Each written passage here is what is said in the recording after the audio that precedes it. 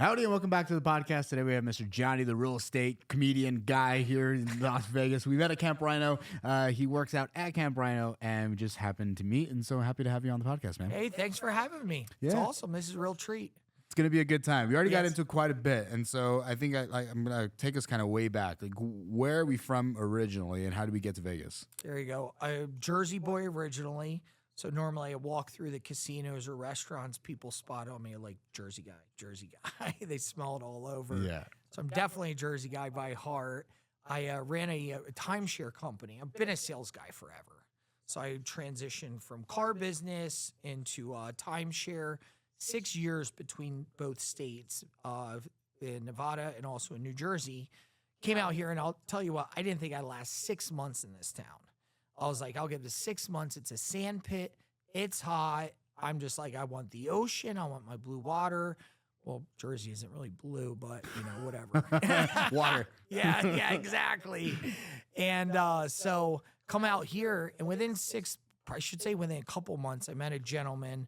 He's crushing timeshare, but he's like, are you loving it? I'm like, oh, Vegas is what it is.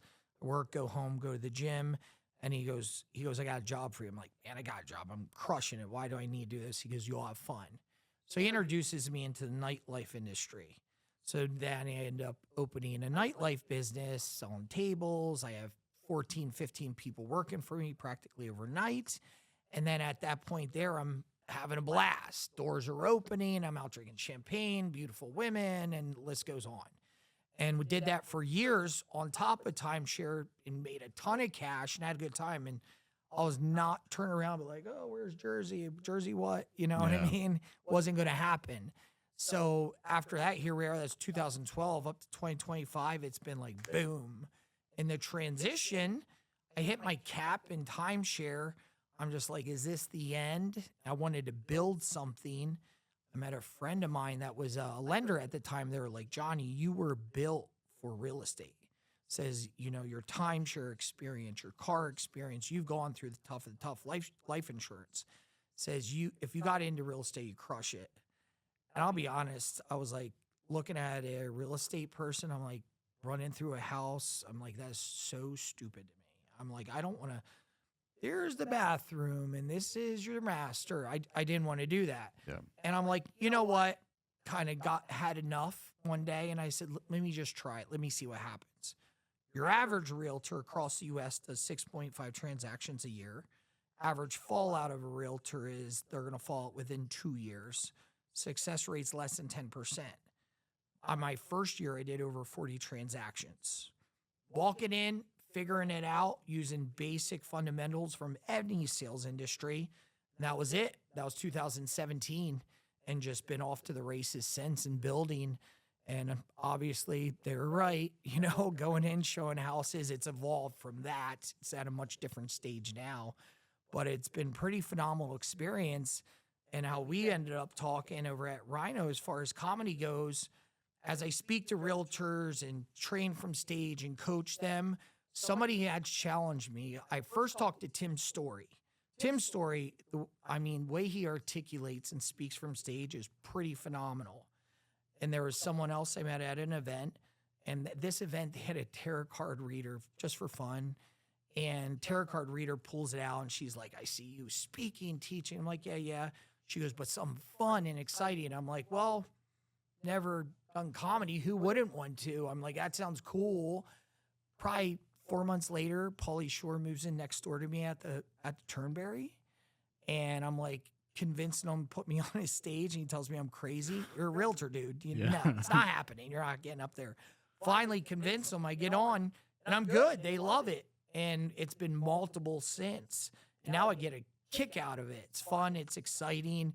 People like yourself and notice me, and I'm like, this is cool. I'm like, who doesn't like to laugh? What's the easiest way to build rapport? Whether it's a client, whether it's somebody you're hitting on, whatever, it's making them laugh all day long. So if you make somebody laugh and control a conversation, you're running the room basically. So it's been a pretty wild trip. It's a lot of life that it sounds like you've lived. Yeah, and still going.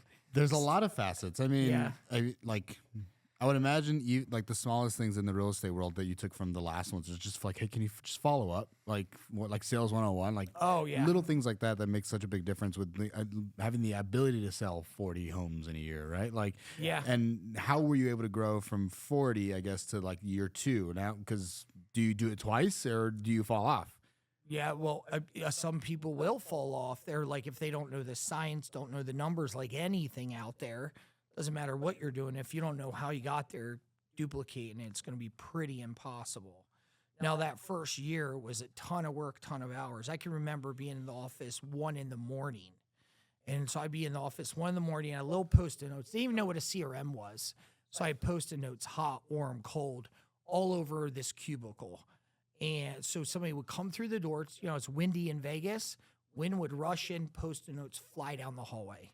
I go chase them, pick them all up, put them all back up, and that was that year over and over and over.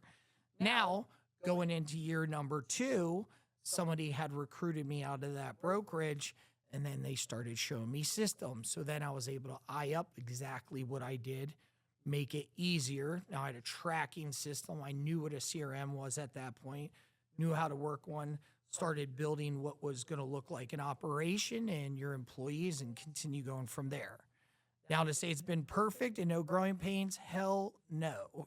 I'm like, you deal with that all in the middle. It's part of the process. It is what it is. It's an inevitable challenge. It is. It's just part of in anything that you do. In car sales, I'm sure it sucked. Oh, yeah. It was hard at times. Do you pressure? Do you not pressure? The car sales game is an unattractive game. I think at least from the buyer's perspective. From the seller's perspective, I mean, you can make some great bank selling cars. Oh, yeah. But even on the timeshare world, also kind of an unattractive from the buyer, at least from my buyer's perspective. I know that I have friends that have bought timeshares, and I know that it's attractive for them. So how are you able to get over the hurdle from people's initial perspective of like, I don't want to do this sale? Yeah, as far as on the timeshare side, timeshare is one of the trickiest out there. There's 2 different stages on the sales of the timeshare. You have, once you're in the resort and you're sitting in front of the closers, which they say it's 120 minutes, and that's when you're going to be out of there. Anybody out there that's done one knows that normally doesn't happen. I mean, you end up in there for a long time.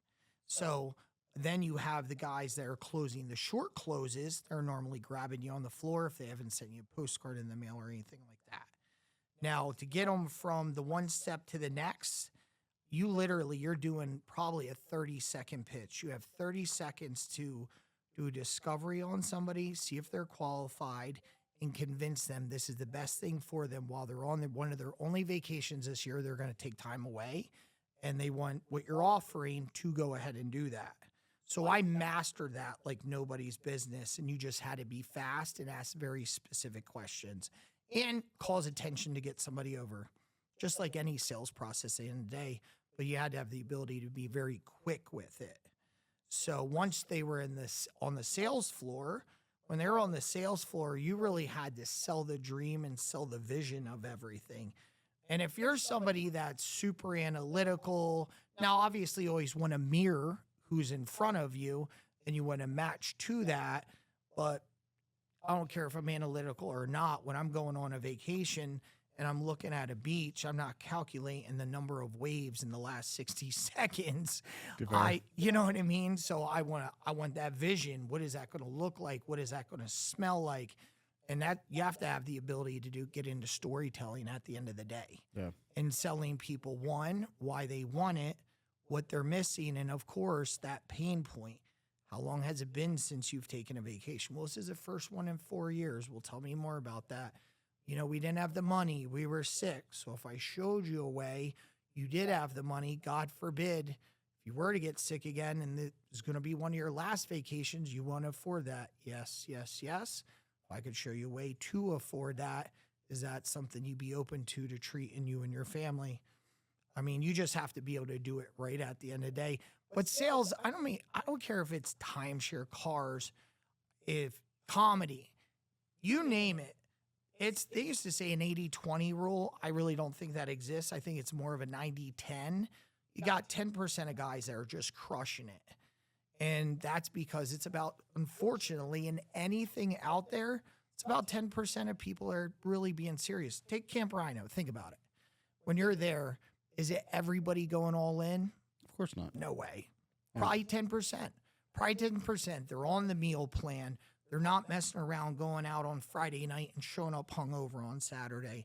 Most other people are. They're there to get the repetition and get some exercise in, and they're going to do what they have to do. But to take it to the next level or maybe compete, 10% or less. Less, probably. Yeah. So at the end of the day, so that's all stuff there that everybody across the board, I don't care if you're a cop, I don't care if you're timeshare, I don't care if you're working at Walmart.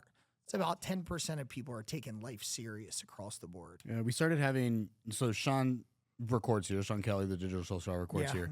And I had somebody that came into the studio one day, and he was like, "Hey, we recorded," and it wasn't a connection that like he made for me. Like I think it was Charlie. Charlie, he didn't connect me that direction. He was just like, "Oh, like we've also worked together. Isn't that cool?" It's like it's a small world. The people that are like within this world, it seems like these are the only people that are really doing anything, and it's a fairly small world. So I think like 10% sounds probably right-ish. I think the 80-20 rule that I know is like 80% of your revenue comes from 20% of your individuals.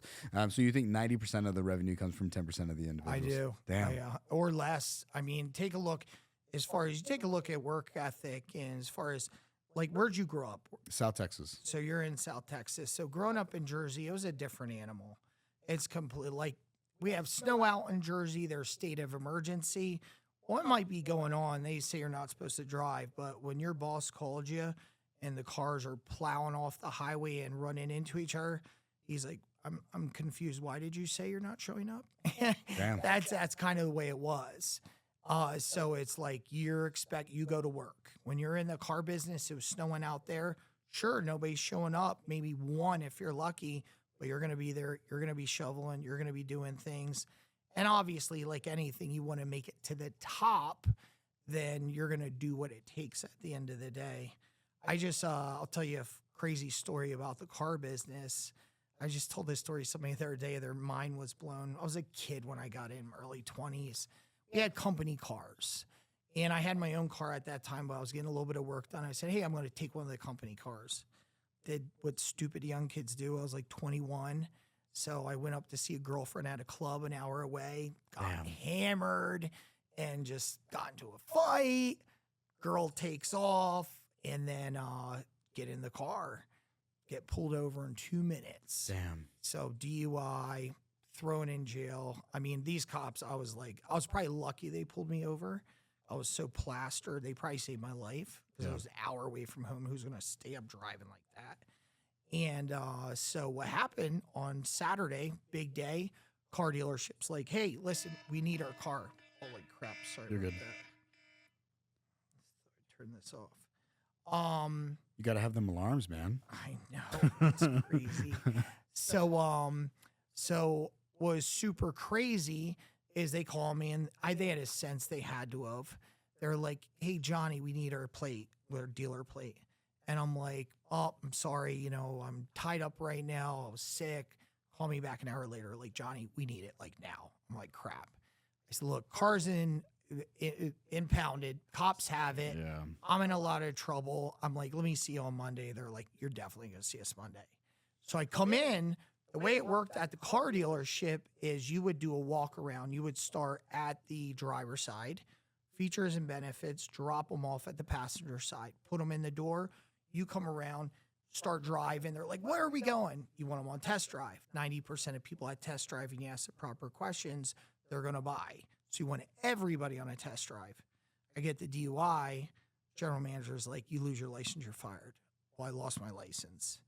Like, I'm letting you go. I'm like, give me 1 month. He goes, it's impossible. You can't drive a car. You can't pull it out. You're not insured. You will never sell a car this way. So I reversed the process. So I did is I had them start at the passenger side over to the driver's side. And you know how a car dealership is, like inches apart from cars. Every client's like, oh, scared to hit something. I end up making myself all the way up the ladder and being the #1 car salesman that month. I walked into my GM's office. He's like, you made it impossible to fire you. You're the #1 out of 30 guys. Damn. I'm like, I'll do what it takes. But my point is you don't see that with a lot of people. You don't see they'll do what it takes. Oh, those are the deck of cards. Guess I'm out. Guess I'll go work at Walmart. Guess I'll do this. Guess car sales, I'm going to screw it. I got the bad end of the stick. It's all my girlfriend's fault. She yelled at me. She made me drink, all that.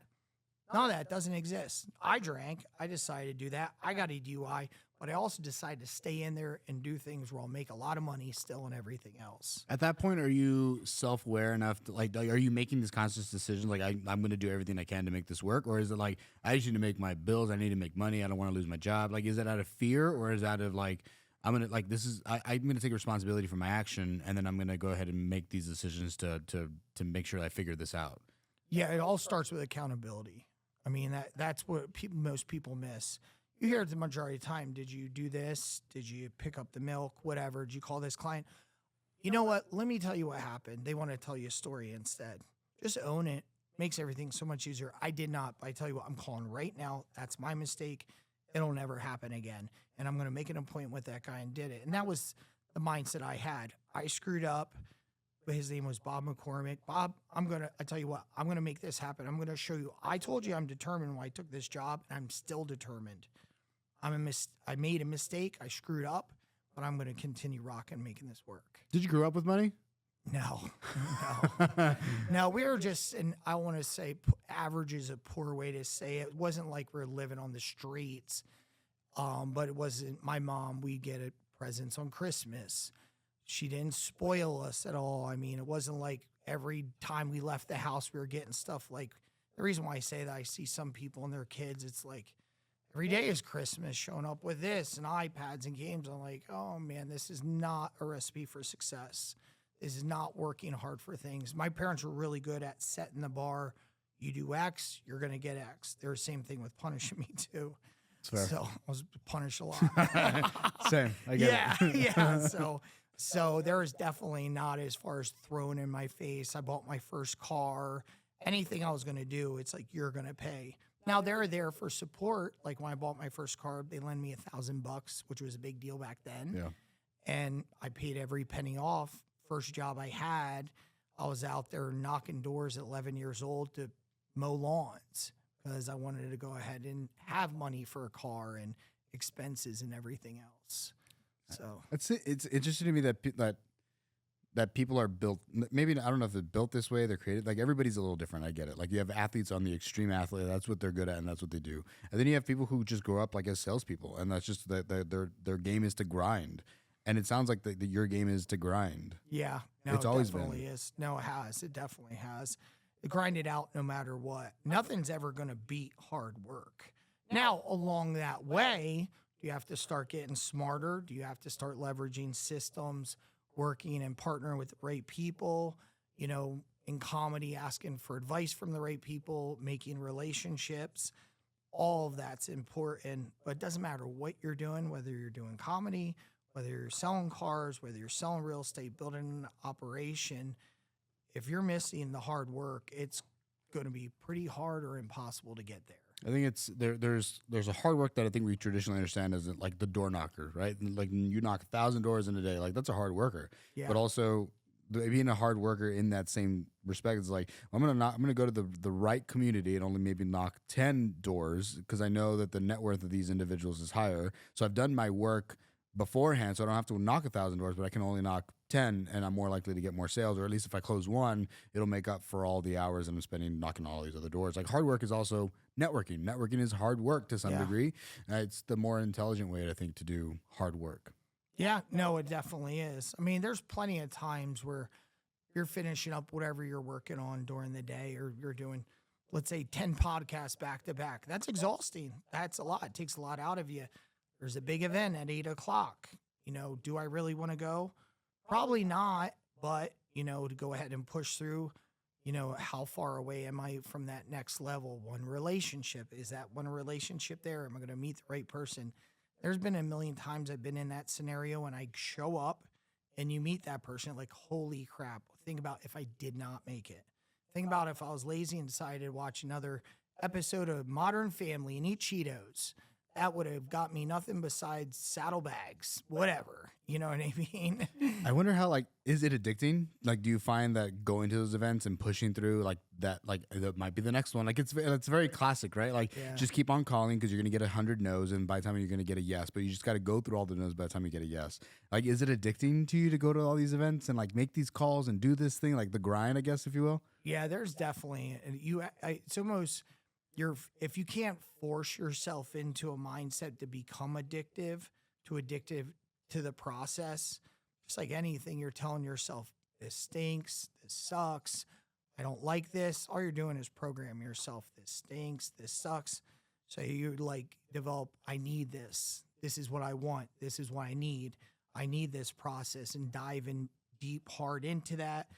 As I'm rehearsing jokes and getting them ready, you might have a failure. I test drive them at dinner parties. Oh, that's a flunker. Oh, they can't do that again. Forget about it. Who cares? They forget about it in 10 minutes. They're drinking martinis. Yeah. Yeah, you know what I mean? Yeah, or in 30 seconds, they're drinking martinis. Yeah. Depends what time of the Yeah, night. so who cares? That's cool, man. It's, Yeah, it's super solid. Definitely is. I just there's a fun like addiction to it, I think, to some degree. Like it's fun to go out and meet these people and to do these things, and you got to try to some degree. Like how do you take care of yourself, I guess, like throughout the process? Like how do you continue to manage like the possible expectations of failure? Like it is what it is, it's going to happen. Yeah, I mean, that's part. I mean, there's no happiness without sadness. There's no growth without pain at the end of the day. Now, have I caught myself where I'm bitching and moaning? Hell yeah. I correct myself pretty quickly, and then I have the right people around me. My operations manager I have now, he's unbelievable. Super analytical guy. You're not going to find him out networking, but he's on the same mindset level, and he'll catch me, and he'll do it every time. I'm like, well, this. He's like, well, that's not going to solve anything, but I think a resolution might. And I'm like, there it is. He just checked me. So That's as far as that goes, but I mean, hell, this is the way I explain it. If we went out to watch Superman at the movies and he's doing amazing, doing great, everything's perfect, and that's the start and that's the end, is it a great movie? I don't just want to watch somebody just amazing. Okay, nothing new here. Yeah. We watch this. We watch the guy falling apart, losing the woman, whatever. You know, she cheats on him. Then he eats kryptonite, and then he works his way up, and he's amazing. It's all part of life. It's part of the journey at the end of the day. We have to go through this to grow, to get to the next level. And to be honest, everything was your version of perfection. I mean, is that really exciting? You're just walking out. Was that like the Truman Show or whatever it is? Yeah. It's just like everything's perfect. Weather's perfect. Car's perfect. Nothing, just another day. Kind of sounds boring, to be honest. Sounds exhausting. It does, right? It's just you know exactly what's going to happen. Just, I mean, life is there to challenge you, to make us grow. It's just accept it. How do you do? I think it's also really it sounds like really understanding your goals, right? So like the opportunity in that moment, it's like, sure, I want to either make money, or I want to have a good family, or I want to have a good network. Like you have specific goals. Do you write your goals down? What are your goals currently? And then what were your goals, I think maybe like even 5 or 10 years ago, and then have those things come into fruition? Yeah. So I'm the best at short-term goals. My coach, he's always pressing me. The long-term ones, they constantly get redone, because most of us out there, if we're pushing hard enough, we're probably going to surpass those goals. We're going to surpass them, whether it's a new business venture, a new partner, whatever it might be, a new system.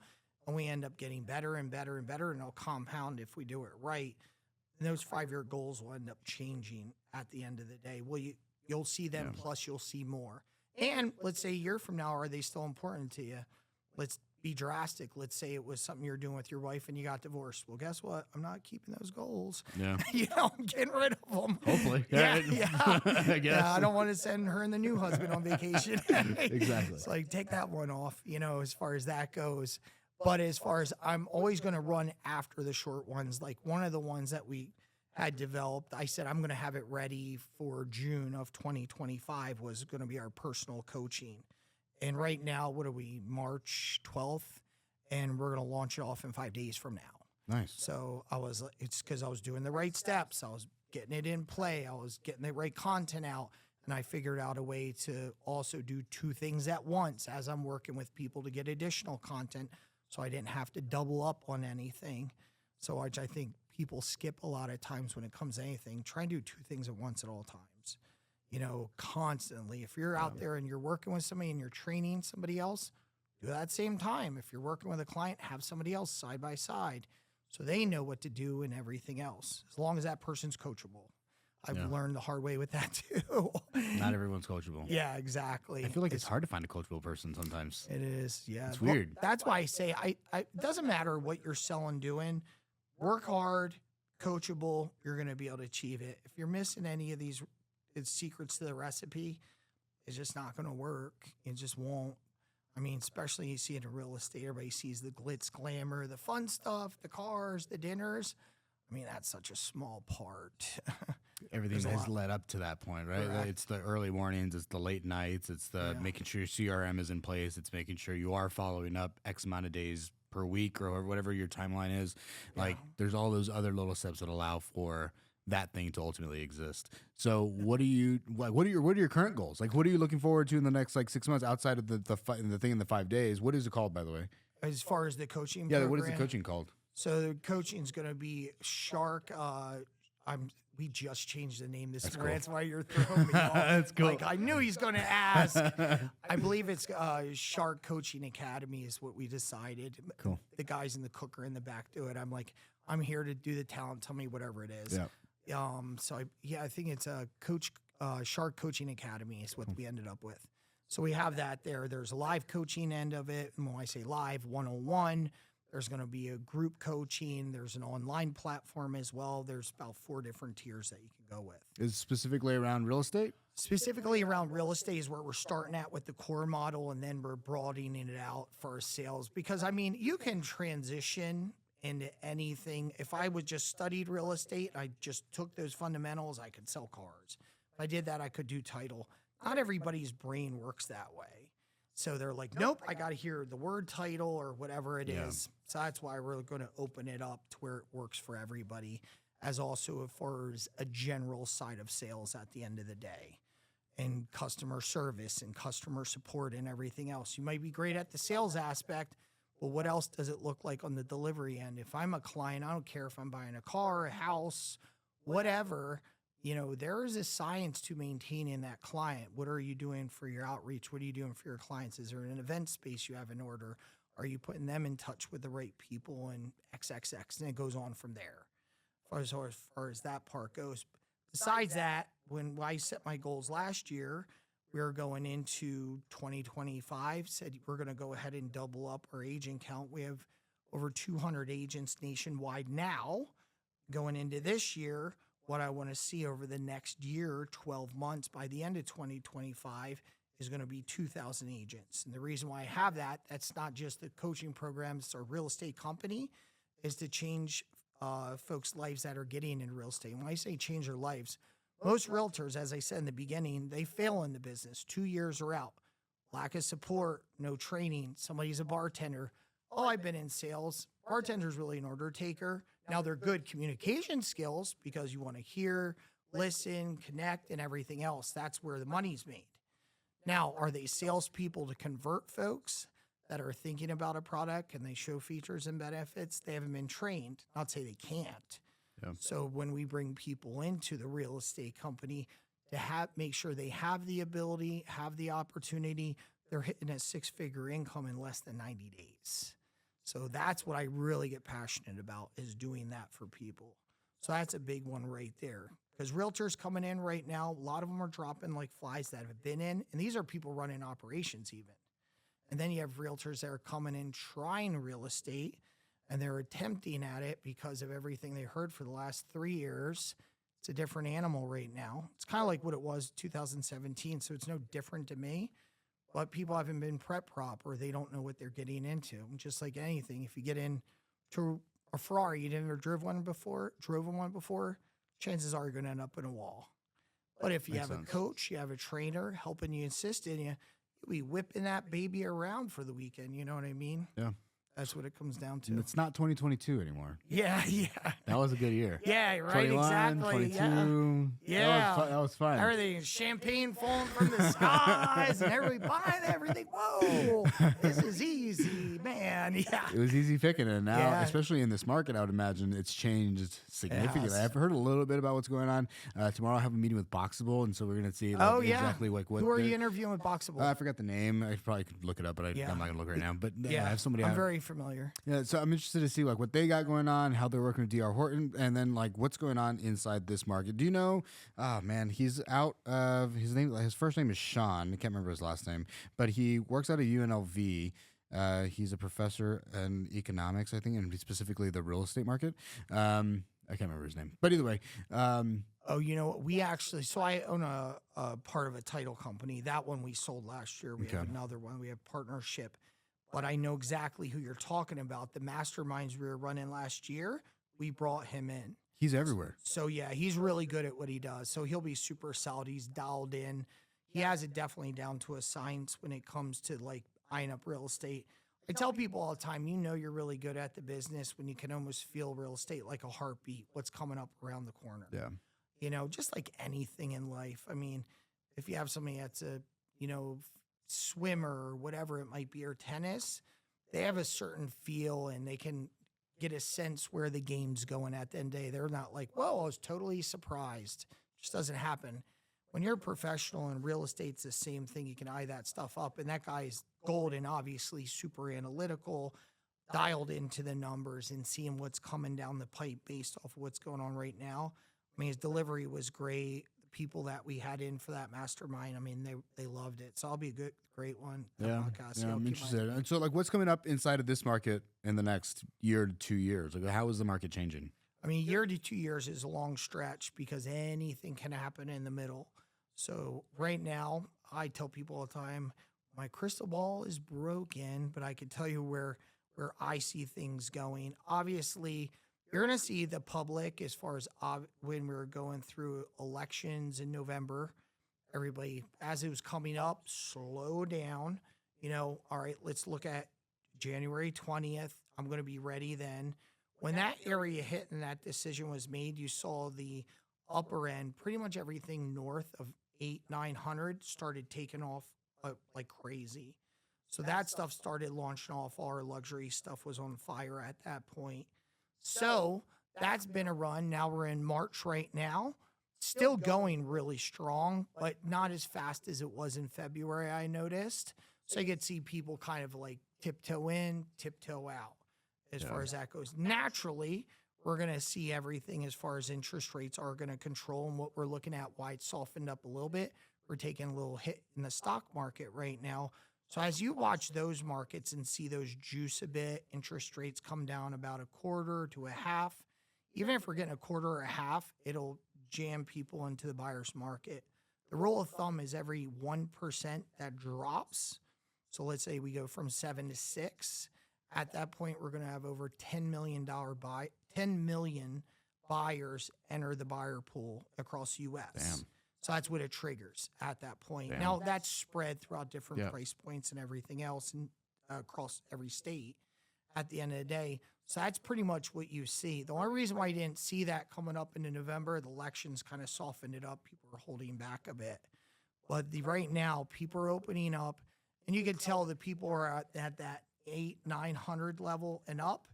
They were good savers. They have businesses. They have the money to leverage right now. And this is not talking about anybody out there. It just is what it is. It's just the facts. Yep. Whatever buying section you are on the plate. FHA, normally it's 3.5% down. That's the average.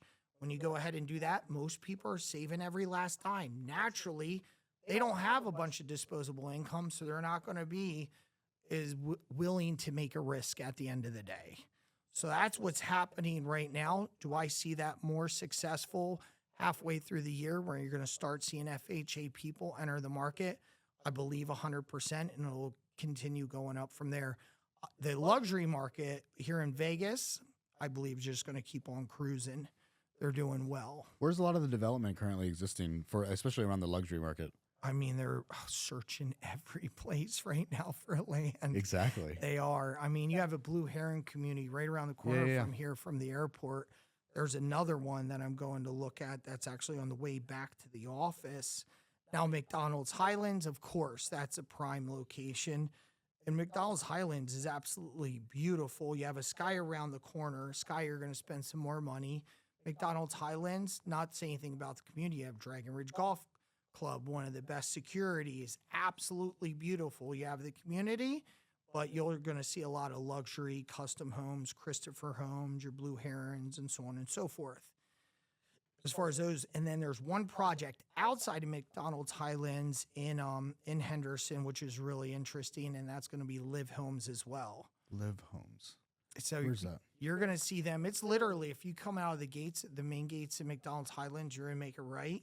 You're going to come up their back gate. They're not officially all the way built. They have their first one going up in 3 weeks. Okay. Damn. So that's nice. They actually built a product that was more affordable with a Blue Heron style to it. Everybody knows the Blue Heron style and walk in and the pool through the living area. It's beautiful. They have a product that'll compete with that. We're going to spend millions less. And they also have a product that comes with a Tesla as well. It comes with a Tesla. Comes with a Tesla. Is that crazy? That's insane. It's nuts. What Comes the with, fuck? hey, here's your house and here's your car. You know, What? You show up with nothing. What's really nuts is you can also get AI with the house. So the AI with the house, when you come in, it's going to listen to your voice. And let's say you're about to get sick. You don't even really notice, but the AI will hear it in your voice, and it'll hear it in your voice, and it's going to say, hey, Johnny, listen, we hear something coming on. We just ordered from Amazon, Robitussin, Tylenol, whatever it is. It's on its way because we think you're about to get sick.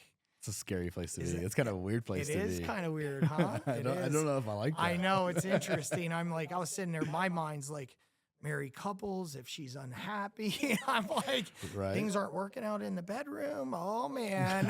These things were like, hey, you got to step up your game, pal. You're right. Yeah. Get some encouragement. Exactly. That's she wild. does not sound satisfied. That's weird. Boy, it could go a million ways, right? Yeah. Mhm. I'm sure. I don't know. Are smart homes? I don't know.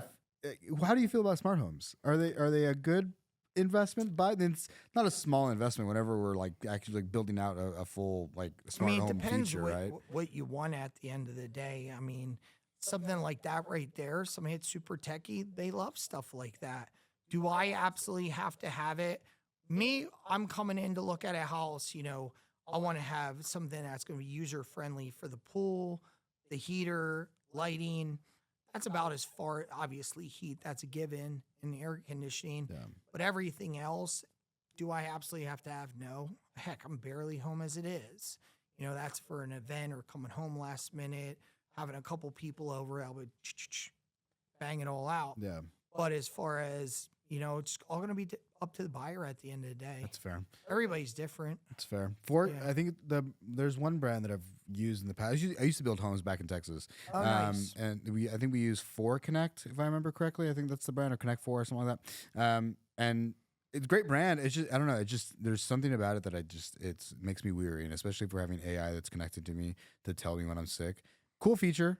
A little bit weird. A little interesting, Yeah. isn't it? Yeah. Yeah. So land, if we are going to build, where are we building out in Vegas? Are we moving more north? Are we moving more west, south? I mean, there's a lot of ton stuff of going south. activity out in the Northwest right now. As you go northwest towards Centennial Hills, they're picking up pockets around town elsewhere. And like I had mentioned, those other locations, but you see the Northwest being stretched out at the moment. Saw a map not long ago. It was like 1995 compared to now, and you just see the It's crazy. spread. And all depending, different strokes for different folks. The Prompt is doing a lot of new build community and a lot of homes, and price of Really? land's inexpensive. Now, does everybody want to live out there? Not everyone. And I talk to some people, and they're like, I love it. An hour commute to Las Vegas, not a big deal. I did that in Jersey all day long. It didn't faze me. So somebody like myself, it probably wouldn't be that big of a deal.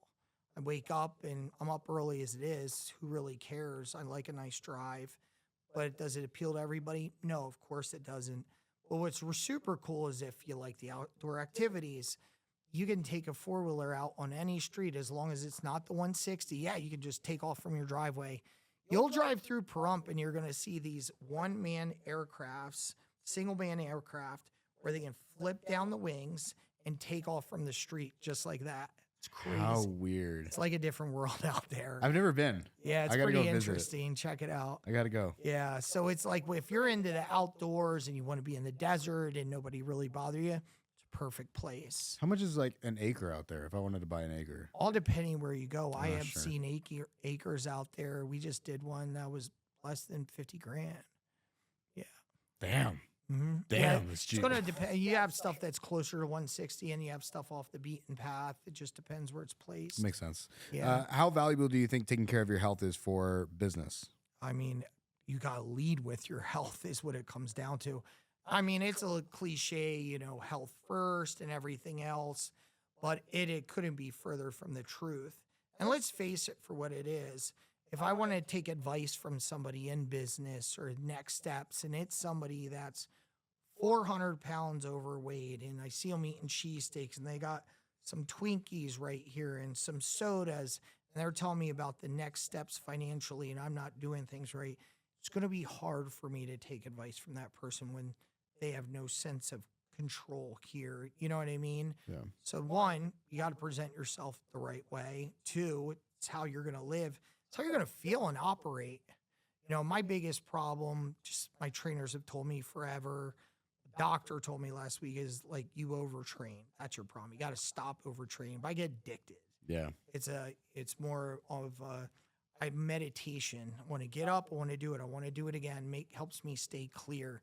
I don't downward dog it. That's not my style. I want to work out. I want to lift some weights. Yeah. That's just how I do it. So it's all going to start with your fitness and working out and everything else. Nobody has an excuse why they can't go outside and walk down the street for 15 minutes a day. At the very least. Yeah, at the very least. Not for nothing, a friend of mine that lived in the high rise, one of my neighbors, this guy didn't have any legs, and he was walking on the treadmill, so he proved not many people have excuses. Damn. This guy, yeah. Military guys? Yeah. Like amputee or? Yeah, Nick Santanasso. Yeah, I met him. I've not. He spoke for Tony Robbins. Very cool. So it was crazy as he grew up in Jersey, right around the corner from me. I didn't know him then. He started out by doing funny videos on YouTube where he's a zombie running through Walmart and just chasing people, and people freak out. So a gentleman by name Ratmere, they're still together, had found him, discovered him, says, listen, come down to Florida with me. Did a muscle competition. No legs, one arm, one finger here. He had hand-heart disease is what it is. So it stops everything from being developed. He's 2 out of 10 that survived because normally it stops developing your heart and you eventually die. So he was good. Wow. And he went down to Florida, ended up doing a muscle competition. There's a picture of him and Dwayne Johnson. He's like ripped. Him and Dwayne, it's crazy. How cool. Then he interviewed for a speaker position, 1 out of 25 people, and spoke with Tony Robbins. Now he's in Dubai. He's speaking over in Dubai and doing his thing. And one of the most impressive things he had told me, still hear him say it to this day, is there's only one disability out there, and that's a bad mindset. So it doesn't matter what it is we have going on. You know, if you have this clear, I mean, that kid proved it. Probably the happiest guy I know. It's crazy. It's, I think, a story that people are like, well, it's just that person, or it's just them. And I don't know, there's like, sure, it takes a certain type of person, but like anybody can do it. Like you can just like get up today, like you're listening to a podcast and you can just get up and go outside and walk. You can do 5 push-ups. You can do, if you really want, at the end of the day, you have to really decide if that's what you want with your life. You want to be healthy and fit and feel better, then this is what you got to, like, these are the facts. This is what you got to do. You want to go maybe become more wealthy. Maybe you hire a coach. Maybe you don't know how. Maybe you go to school. Maybe you take classes. Like there's so many opportunities out there for like free education or free knowledge and help. There's just people, like you can just ask people like, hey, like, how did you do it? I mean, yeah. I mean, we're not short by information by any means. At the end of the day, it's just the efforts applying it is what we're short of. I mean, you can find out anything you possibly want. You know, my buddy, he had told me about a friend of his. I don't know who the guy is. He goes, he went on there and he studied YouTube videos on how to do karate, never took a class in his life, developed a course, sells the course online, and just crushes it. I mean, here's Oh, a guy, wow. who knows, maybe he did it from jail or something. I don't know. But I'm just, whatever reason he did it this way, he went ahead and did it. So there's no excuses, is my point. And, whether I'm not saying that's ethical to anybody out there, but either way, he's teaching people how to do karate. It Yeah. just is what it is. You have the information, you have the resources. People that are doing something, that are shaking and making and building something, they want to share the information. They want to. Yeah. So there's definitely not much of a border in between if you're willing to do the right things and spend time and ask the right questions and provide value. I have a question. And so I'm in a branding class right now. Yeah. And so the branding, we were given I guess, an exercise, a 6-word memoir. And I know I'm putting you on the spot. Oh man, you are. I am. Holy It's a hard one. smokes. It's a Yeah. hard one. And so, and the reason I like it, so I'm going to, what is your 6-word memoir? And the reason I like it is because maybe it has the opportunity to get like very deep and also understand like who you are and what your brand is. Yeah. And so I'm sorry to put you on the spot. I'm going to give you my example while you keep on thinking, if you are thinking. Yeah. Mine is, at least right now, what I've come up with is peaks and valleys are inevitable challenges. Peaks and values are inevitable and challenges. Peaks and valleys are inevitable challenges. Gotcha. Yeah. So if you see like my branding, if you notice everything's the shark and there's reason behind that, it's so we can sleep when we die. And the reason why is if you do research on sharks, there isn't any shark out there that ever stops moving, including when they're sleeping, except for a Mexican sand shark. So if we have plenty of rest, we have plenty of time to rest, we have plenty of time to take it down and everything else. Now, do I have a habit of overworking? Probably do. You can call me out on that. But at the end of the day, the majority of us, a really good friend ran a big company with me. He had said to me, he goes, I will never say this on stage, but slow down. He goes, everybody else out there needs to hear it. So me, when people see what I do, it's going to be my work ethic, what my brand is, to get out there, pump it. They'll see me up 5 a.m. They'll see me going, not literally going to bed at 12 at night, but if you watch my stuff enough, you're seeing the duration of the day. It's like we can rest once we're dead. That's it. It's good. Everything else, what are we doing to be productive? Now, this goes on many different levels. This goes on to what are we putting into the relationships in our lives? Whether it's somebody romantic, a spouse, for example, whether it's a girlfriend, whatever it might be, whether it's your daughter out there. Going into this year, my daughter's always been super important to me. I want to be much more intentional with making sure, because I get busy like everybody and get sidetracked and everything else. And she's in her early 20s. She's doing her thing. I'm like very intentional. I'm providing value. I'm making sure I'm there for her and being a good father. People that are in my life, to be very intentional as I spend time with them, going all in. I don't need time to go take a nap, to go rest and everything else. I want to be doing something that's helping somebody, supporting somebody that's in front of me, and also being in the moment. So, and that's what I've suffered from in the past. Okay, what's the next best thing? What's the next thing? And not enjoying that moment right there with that person, the person you're in the podcast with, diving in super deep with, spending time with that person, really getting to know them rather than, okay, what's the next appointment, next hour? What's this as far as that goes? So when I say as far as we can go rest once we're dead, it's because we should be spending more time doing things with those people in front of us and those quality relationships and pouring more into them. And unfortunately, a lot of us are thinking about just me, me, me. What can I get out of it? And then go do my thing and then take a rest or whatever else. So when everybody hears about my work ethic and everything else, I want them to get confused. It's not just be at the office 24/7. No, I'm applying myself into everything I have. That's going to make sense. Now, if it's a bunch of drugs on the table, I don't think I should be applying myself there. Obviously, I'm talking about relationships and everything else. How do you manage the stress? What do you do for recovery? It's the workouts at the end of the day. Workouts I end up really diving into. I'm not much for meditation. My head spins. Do I practice it here and there? And I do visualization, imagining in the morning where I'm going to be and what it smells like, what it feels like, as far as that part goes. That's the best way to go about it. And I'll be honest, there's one point I probably drank too much, and that was my form of doing it. It's the worst thing in the world. And since separating myself, I'm not saying I won't, like here and there, I'm talking about months apart, whatever. But as far as if you're keeping a clear mind and you're able to wake up and visualize, you're not overtired, you're not hungover, you're excited about your goals, the stress starts to get easier, not like stress. And also at the same time, put yourself in a state, being comfortable with being uncomfortable, it's going to just start kind of gliding through at that point.